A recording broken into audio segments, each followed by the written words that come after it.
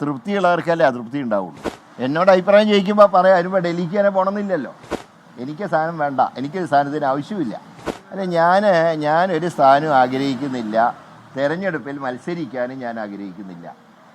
പക്ഷേ പാർട്ടി എന്ത് പറയുന്നു അതുപോലെ അനുസരിക്കുക. അതല്ലാതെ ഇന്ന സ്ഥാനം വേണമെന്നോ അങ്ങനെ വല്ല സ്ഥാനത്തിന് ആഗ്രഹം ഉണ്ടെങ്കിൽ ഇന്ന് ഞാൻ പോകാതിരിക്കില്ലല്ലോ. എനിക്ക് സാധനം വേണ്ട, എനിക്കൊരു സ്ഥാനത്തിന് ആവശ്യമില്ല. ഞാൻ പറഞ്ഞത് മത്സരരംഗത്ത് പോലും എനിക്ക് താല്പര്യമില്ല.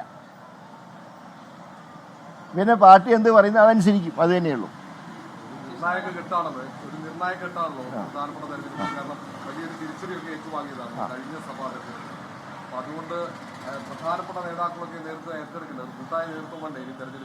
അല്ല, അതൊക്കെ അതിൻ്റെയൊക്കെ ചർച്ച അവിടെ നടക്കുമല്ലോ. എന്നോട് അഭിപ്രായം ചോദിക്കുമ്പോൾ പറയാം അതിനുമ്പോൾ ഡൽഹിക്ക് തന്നെ പോകണമെന്നില്ലല്ലോ.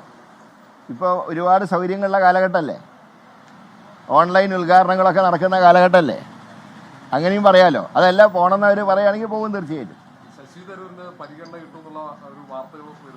അല്ല, അതൊക്കെ ദേശീയ നേതൃത്വം തീരുമാനിക്കട്ടെ. ആരെ പരിഗണിക്കണം, ആരെ മാറ്റി നിർത്തണം, അതൊക്കെ തീരുമാനിക്കാനുള്ള നേതൃത്വം ഉണ്ടല്ലോ. അതിനെക്കുറിച്ച് നമ്മൾ വറീഡാവേണ്ട ആവശ്യമില്ലല്ലോ.